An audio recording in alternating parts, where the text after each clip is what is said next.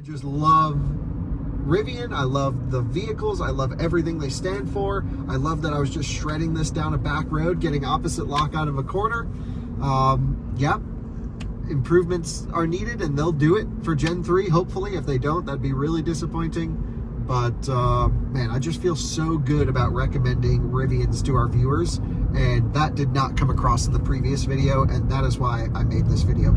Thank you to our sponsors for today's video: Ionna, InfyPower, Eaton, and EVCS. Ionna, North America's premier charging network. With unmatched commitment to elevating the customer experience, Ionna is opening America's roads to all EVs, giving drivers the coverage they need, the reliability they deserve, and the amenities they crave. Also, InfyPower, the largest EV charger module provider with over 3 million power modules running reliably worldwide. Their latest G2 collection features ultra-high power density and efficiency for EV charging and energy storage integration. InfyPower, innovation for your power. And Eaton. Eaton is a one-stop shop for implementing reliable and innovative EV charging infrastructure at your site. Across all applications, Eaton's EV charging infrastructure, hardware, and software gives you the scalability, flexibility, and intelligence you need to charge today and scale up tomorrow. Learn more at eaton.com/EVCI. And EVCS 2025, the premier EV charging expo. From utilities to policymakers and tech innovators, the key players in shaping EV infrastructure are coming together at EVCS in Las Vegas on March 25th through 27th. We would love to see you there. Hello and welcome to another Out of Spec Reviews video. Welcome here to the Austin, Texas area, and welcome to another Rivian video, this time with an update on the Generation 2 Rivian R1s. Some of you who may not have been following the channel may know that we were super lucky to get an early Rivian R1T launch edition. That was the Generation 1 truck, their launch product. And I always maintain it is the single best thing I ever spent money on. It is an incredible vehicle with a huge spider web of capability. And for a launch product from a new automaker to just get it so right in so many areas, wow, absolutely impressive. Later on, Rivian launched their second generation truck, sort of a mid-cycle refresh. That's what you're looking at here. And I made a video with it a few months ago. I've made a bunch of videos with these, but I made one while I was doing some testing, and man, was I disappointed. In fact, I actually thought the Generation 2 in some areas got worse than the Gen 1. And I'm like, how can this be a mid-cycle refresh? What's going on? And so I have an update for you on my opinions, my thoughts, some of Rivian's response to that video over my Gen 2 criticisms, and why I also think that so many people should go for a Generation 2 Rivian, especially with some of the cool lease deals happening this month. So I'm going to walk you through a little bit of the financial stuff on why I think it actually really does make sense to lease one of these things. I'll walk you through my criticisms with the Gen 2, still the ones that I have. I'll walk you through Rivian's response, what they mentioned, what they've fixed since that video came out, and we have so much more to get into. So join me for a little bit of an update on the Gen 2 Rivian R1s.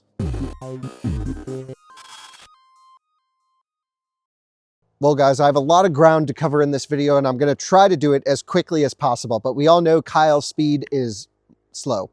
So, put this video on 2x if you need to. But I want to first start by mentioning, with the introduction of the Generation 2 R1s, there's a new standard version. And I think so many people overlook the base standard Rivians. In my impression, it's actually the one to go for.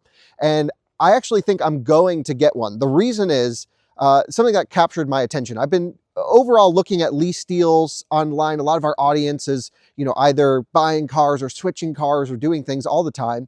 And I was seeing lease deals for like Polestar 3s with a bunch of money down in the $600–700 a month range. EX90s are like $900 a month. And I'm like, okay, seems expensive. A Rivian R1S is $599 a month, which is the advertised rate with quite a bit of money down. But even at $799 a month with not much money down, pretty incredible deal. So that's captured my attention. I just don't think many people know that that's going on. And one of my colleagues, actually, who is not typically on camera, you might see her one day. She is in the market for a new electric SUV, and I think that's what she's going to get, is the new base R1S. We'll also have it for videos and a bunch of other stuff. So stories on that coming potentially very soon. And the reason I think the standard Rivians are the best right now are because you get an LFP battery pack, which on paper, it looks like, okay, it's only got 250, 270 miles of range, depending on your wheels, but you can leave it at 100% every day. Still better to not do that, but you can, because it's LFP, and it does need to be full charge once in a while to balance the BMS. So you get the full battery pack usable every day. It also doesn't lose performance at lower state of charge like the big NMC packs do. So even at 20%, 10%, the thing still boogies along just fine, which I absolutely love. And it actually charges better.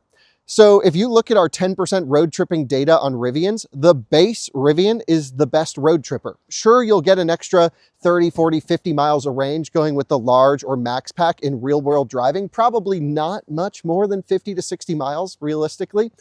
But then the charging performance is a little bit less robust, which is one of my, big complaints of Generation 2 Rivian. And basically in our testing has shown that the standard one, once you're hopping charger to charger, is actually the better road tripper. I also prefer the dual motor drivetrain, believe it or not, to any of the other options because you get, well, that's worth a whole nother video. I'll do a dual tri and quad motor video because I've had the chance to drive all of them. But I just wanted to make this super clear, make sure that you guys were aware, because so many people are asking me, especially recently, what should I get? I want to get, a nice electric car. Rivian R1S or R1T, base, standard, no options. That's the move. $599 a month with quite a bit of money out of pocket. Just pretend it's like $799 a month with not much down. I think that's the move. And by leasing, typically we would never recommend leasing on this channel, but you protect yourself from the downside depreciation that is still unknown in the EV world. I have been burned. So many of my friends have been burned by higher depreciation than you would expect from combustion cars. So, typical depreciation curve kind of goes like this. For a combustion car, the electric car is like, and, I just think leasing in that sense, you can always buy it out at the end, but it protects you from the downside. So my referral code is in the description if you're going to get one. Would really appreciate it. And so that's my one recommendation. Let's get back to the real update on the Gen 2 stuff. It was a few months ago now that I had a Generation 2 Rivian R1, which in my mind was supposed to have all the new updated stuff, new electrical architecture, new motors, new battery in a sense. And man, was I super disappointed with it. So going back in time, when Rivian launched the first generation Rivian R1T, I was lucky enough to get a test truck early on. Some of you guys may remember those videos. I actually see the numbers. They still get views. And we were lucky to really run the truck through all of the paces before anyone else did. And I was just so impressed. I was like, this has to be the best single vehicle, new vehicle on sale.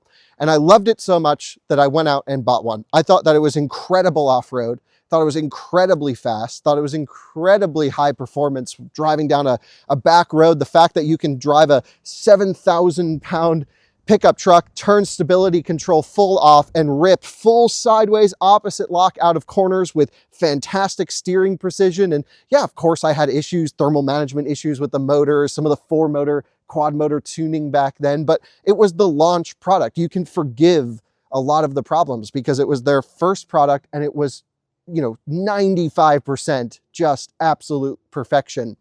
And that truck, I was lucky enough to buy an early one. That truck has gotten so much better with over-the-air software updates from the first day that I bought it.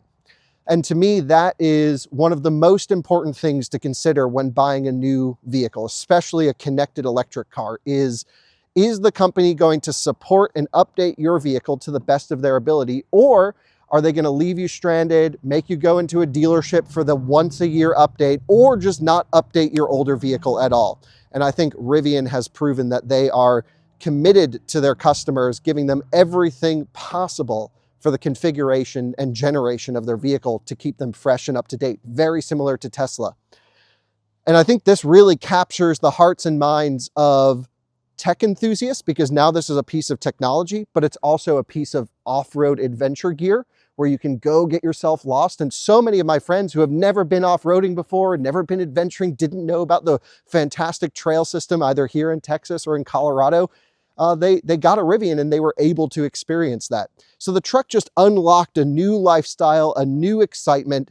And, you know, you can forgive, or I could forgive the fact that, okay, I had some stall torque issues and the quad motor stuff and the charging performance wasn't that great. And we can overlook some of that, driver assistance issues, stuff like that. When the Gen 2 launched, which is this truck right here, it was promised in all of the press materials and on the first drive experience and on the initial glance that this was really going to be a huge step forward technologically. And some of the real main components of this truck had to do with, you know, technological upgrades. Come on in, I'll show you some of the stuff. Design-wise, it's very similar to the Gen 1. You wouldn't really know. It had a different light bar on the back. This one's actually, for the real Rivian nerds watching, this one's equipped with the new small slat tonneau cover that I was told will be available as an upgrade for early Rivian owners. Dead silent. Well, not dead silent, but pretty silent. Sounds so nice compared to all the early Gen 1 tonneaus will break. The Gen 2 tonneaus, which my truck got retrofitted on, still makes a ton of noise, but at least it works. They've finally figured out the tonneau cover. Amazing, super exciting here, but that's just a Rivian nerd thing. And there was some clever storage with the truck. If you haven't seen any of these, you can look. There's a gear tunnel system, but I have so many videos showcasing tours on this, and I love the extra storage around. The interior is the best part of this truck. This one's equipped with the Ocean Coast interior, and it's the sort of top spec with the extra stitching, and it's pretty nice. And this was just absolutely incredible. But if you come up here to the front, even though the screens look the same and all the touch points and interaction points look the same, the entire electrical architecture of the truck got a complete rework for Generation 2. They went to a zonal architecture system, which means that there are individual, rather than having a bunch of individual ECUs scattered all around the vehicle to control each and every component, there are now like 3 main big vehicle controllers that do a bunch of different topics on one board. And it was so successful and such a cool upgrade that it may have kept Rivian alive, this zonal architecture situation, because that is what landed them the Volkswagen Group and Rivian joint venture deal worth billions of dollars to inject into Rivian over a period of time. And so there was, I don't want to discount the work that went into Gen 2, because the electrical architecture, the software from Wasim's team, Wasim's been on our channel many times. He's head of the software for both the JV and Rivian. It may have saved the company. So you have to take some of the criticisms that I've had with Gen 2 and also factor in how important it was to take cost out of the vehicle, improve the technological components, and then ultimately sell a vehicle at a higher cost that costs them less to build. Now, as a consumer, someone who loves to recommend electric cars and test them, and hopefully you guys end up with the cars that we like and we have similar interests in the vehicles, one thing that never comes to me as a consumer benefit or something that makes me attracted to buy a car is when I hear how much cost a company has taken out of it. For example, a big push for this generation Rivian was to reduce cost. And that comes from body structure. The actual structure of the vehicle is different than Gen 1, even though it's the same shape. There was major deep changes. And if you're curious about all the changes, I have like a 3-hour-long video on the Gen 2 upgrades. But some of that cost savings were in the sense where, okay, the Rivian team sort of is pulled in 2 opposite directions. Because from a branding, a marketing, a press relations team decision, and marketing decisions, they have to show the truck as being better than the first gen. The price is going up. So they added power, they put new motors in it. They did some really cool stuff to make it on paper seem, wow, this must be incredible. And there truly are some incredible things about the Gen 2 Rivian R1, which I'll share later on in this video. But on the other hand, they couldn't spend that much money because, again, this is a startup automaker. Money is very sensitive, and Rivian's been burning a lot of cash, and they have to put the money into the place that will sell the trucks. And unfortunately, in my impression, they overlooked a lot of the stuff that needed to be improved from the Gen 1 and kind of left it to the wayside. For example, the Generation 2 Rivian, in my impression, when they were doing their entire electrical architecture change, should have gone high voltage. There would have been thermal benefits to this. There would have been efficiency benefits to this. Most importantly, there would have been charging benefits to this. And charging and road tripping a Rivian is, because it's such a desirable vehicle with such a massive spread of capabilities, maybe the most spread of any vehicle ever built. You want to use it. You want to take it places. You want to bring it everywhere. And it's so annoying, in my impression, to go on a long road trip in one of these, especially while towing and just running into slow charging. And that is where most of my frustrations came in the last Generation 2 Rivian video I made for you guys, which was like, guys, that Gen 2 should be better. It's actually slower on a road trip, doesn't charge as well. Here's all the issues, and I got super frustrated. And I think my points really stand. However, there's two responses that I didn't consider when I shot that video that I think hopefully some of you guys will assimilate with now, which is most people drive their vehicle most of the time in a very confined space, in their city, in their town, doing the occasional trip where they charge at home, they leave every day fully juiced up or at 70% or 85% or whatever you set your charge limit to. You can do your errands, do your day-to-day, you come back, you plug it in, and you're done. And some people would never go on a road trip in their electric truck. And I'm sure the data shows, I don't actually know what the data is, that such a small percentage of the time you're actually DC fast charging compared to AC charging. That's not the case for me or my truck. And I totally admit and realize that I harp on fast charging performance very often. But I think because the truck didn't improve in some of the ways I wanted it to, I overlooked some of the benefits of Gen 2, or even just maybe made it seem like a Rivian's not a vehicle that I recommend. And so many people have come up to me since that video and said, hey Kyle, I saw the Gen 2 stuff. I'm now considering something else, or I'm not going to buy a Rivian because of XYZ. And then I asked them about their use case, and they do the occasional towing or, the occasional road trip where they're going to stop and get food on a 500-mile trip where they just have to stop one time, which is pretty common. And I go, you know what? No, a Rivian actually would work pretty perfectly for you. And I just wanted to say on one side, like, I need to revisit Gen 2 and give it a real thorough, holistic review, not just focusing on what I believe they should have improved and what they didn't. And so that will come at some point in the future. With all of that said, the Rivian's response to that video was something pretty cool. We review a lot of cars on the Out of Spec network of channels, and very often when I'm reviewing a car, for example, take the Stellantis stuff I've been doing recently, the Charger and the Challenger, the Charger EV and the Wagoneer EV from Jeep. Both of those vehicles, in my impression, were pretty much trash. Really poor drivetrain tuning, way too expensive, no route planning. So the technology was bad, the driving experience was bad, the price is way too high. And I basically said that in the video. Not a single person from any of those companies ever reached out to us to say, hey, you know what? Maybe you have some experience with EVs, and like, here's our rationale or our reasoning as to why these are the way they are, or maybe you have suggestions to improve, but I put those in the video anyway. And it just kind of like, the videos went into the ether, and that's fine. I'm here to help buying decisions from people. But what's even cooler, in my impression, is I made a pretty harsh video about Rivian's Gen 2 truck a few months ago. Immediately after I posted the video, calls, texts, emails, communication from multiple people inside the company saying, hey, okay, look, they never disagreed. They're like, look, we understand, we see the testing, we're gonna work on this, we're gonna work on that, we're gonna work on that. And they really have been. So since that video went up, there's been a software update sent to the entire fleet of Generation 2 Max Packs to improve cold weather DC fast charging performance. And what I'm pretty sure they did is they increased the gradient temperature allowed in the battery pack to make a more consistent charging experience regardless of the ambient temperatures. I don't know that to be true 100%, but that's just my impression. But I love that even since that video's gone up, the trucks have gotten better, the S and the T with the Max Packs. They've been improving them. And there's more to come as well.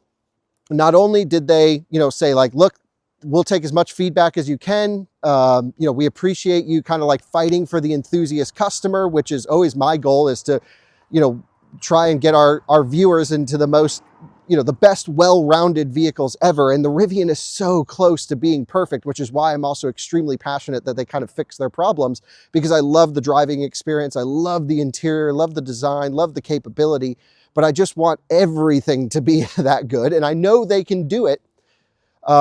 So they've actually invited me out to their engineering labs in Palo Alto, which I'm going to go to in a couple weeks. And we're going to make some videos out there with Wasim and some of the other team, really digging into the criticisms that I had, why they ended up in the vehicles, with the decisions that they made to upgrade some of the things, but not much of the battery related components, which is the main issue really for the Gen 2. And I just love the response. They never got, defensive. They said, look, we appreciate you holding us accountable.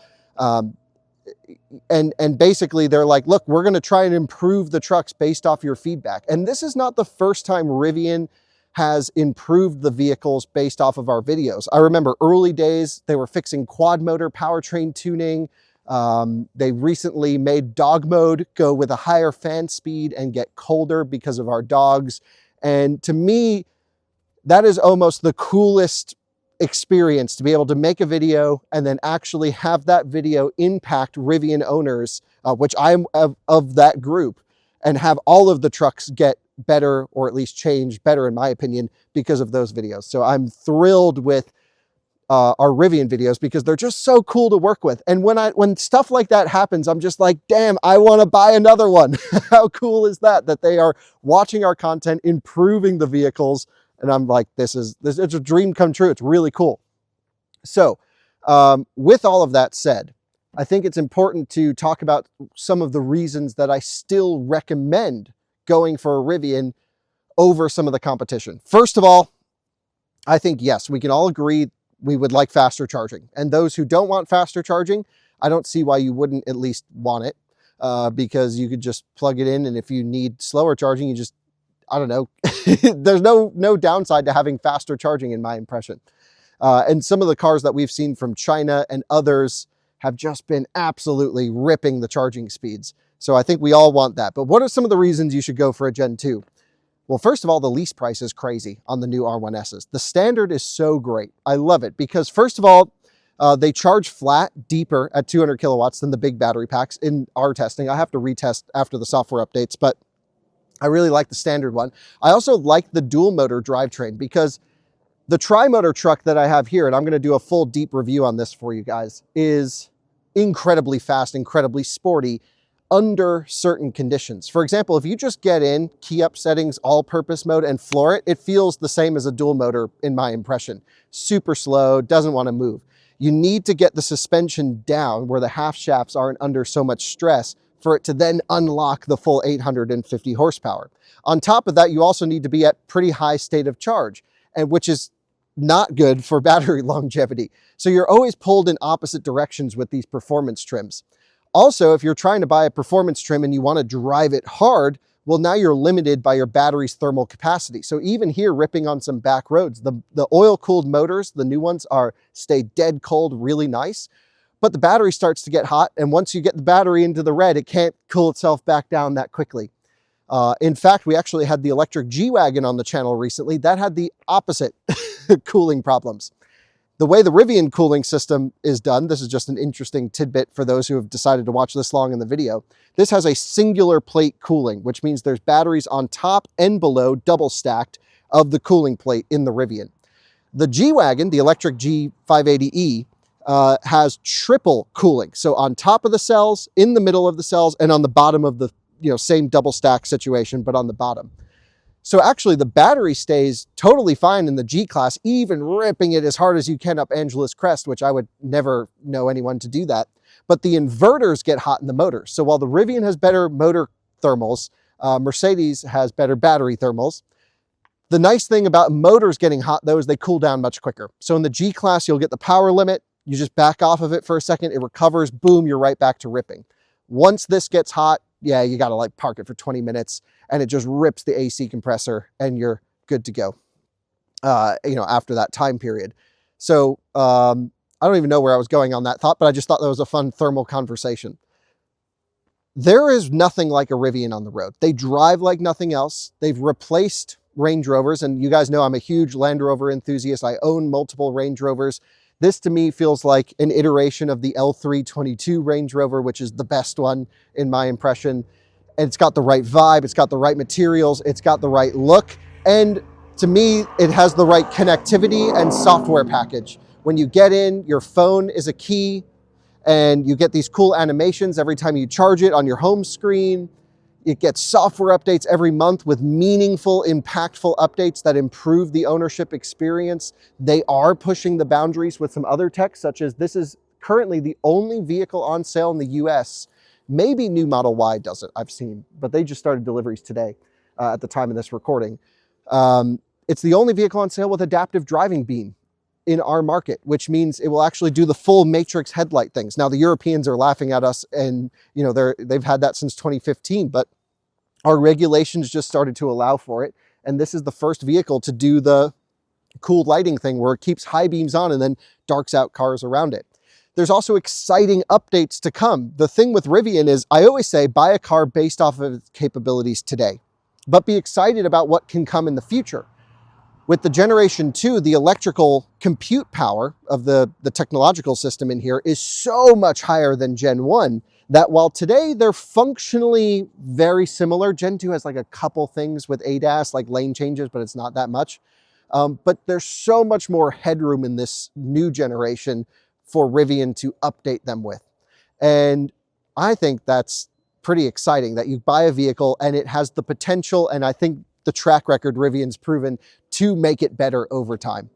So in general, I think, a lot of our audience after watching my Gen 2 content has been, hey, I'm going to buy a used Gen 1. For some people, that's going to be totally fine.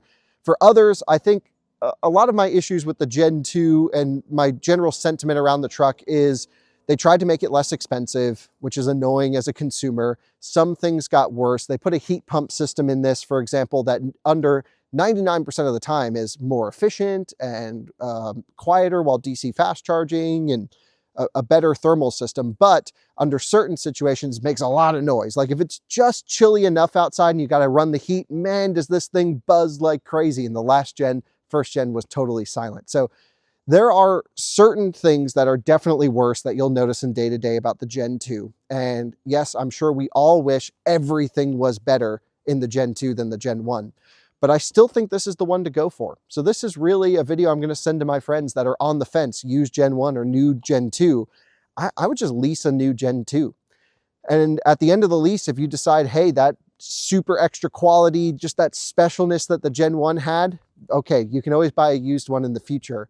But to me, they've just gotten better and they still need to continue. I can't wait for the third generation. And that's actually another point. In probably another 2 or 3 years, this is not confirmed at all, but just the vibe that I get, there's going to be another refresh of the R1, or R2 is even going to come out in R3.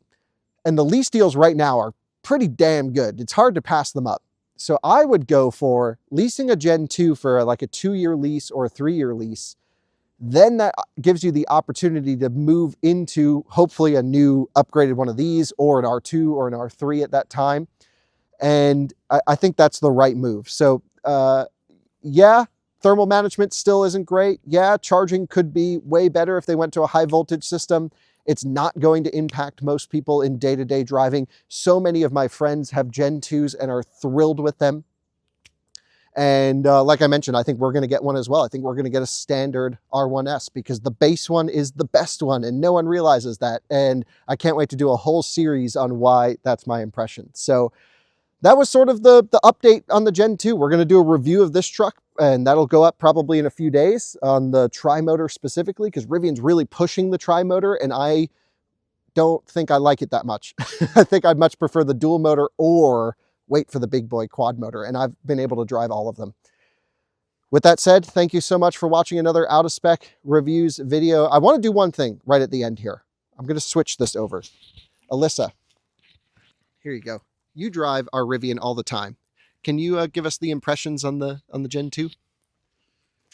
Yeah, what kind of impressions? So, as a Gen 1 owner, Mm-hmm. do you recommend the Gen 2 to people? Do you have the issues I have with it? Um, no, I think just for the normal day-to-day person, you won't really notice these things. A lot of my friends are actually, I've gotten into the big dog community. We have a Newfoundland now, and they're like, I need something that rips cooling and I can plug my dryer in the back after water work or whatever it might be. And I'm like, this is the car to have. And then people who like haul horse trailers from point A to point B, not far distance, you can haul it with this and you're not giving off gas to the horses 24/7. So it has a huge impact in the community, and I think it is overall a great car for people to own and for people to have. Gen 1 versus Gen 2, am I disappointed in some of the things? Yeah. Does it make me a little salty? Yes. But is it still a great product? Yes. So I think that's pretty much my wrap up with it. And thanks for watching. We'll see you guys on another one soon. Bye-bye. So even though I've got some issues with the Gen 2 Rivian, mostly because some of the things I wanted to see improved weren't, just to make it super crystal clear, I don't think there is a car on the market, a vehicle on the market, R1S or R1T, that you can buy that has a better image, a nicer interior layout, built by some of the coolest and most passionate people that are really just trying to make the best freaking vehicle on the road and also keep their company alive. Big asterisk. And I just love Rivian. I love the vehicles. I love everything they stand for. I love that I was just shredding this down a back road, getting opposite lock out of a corner.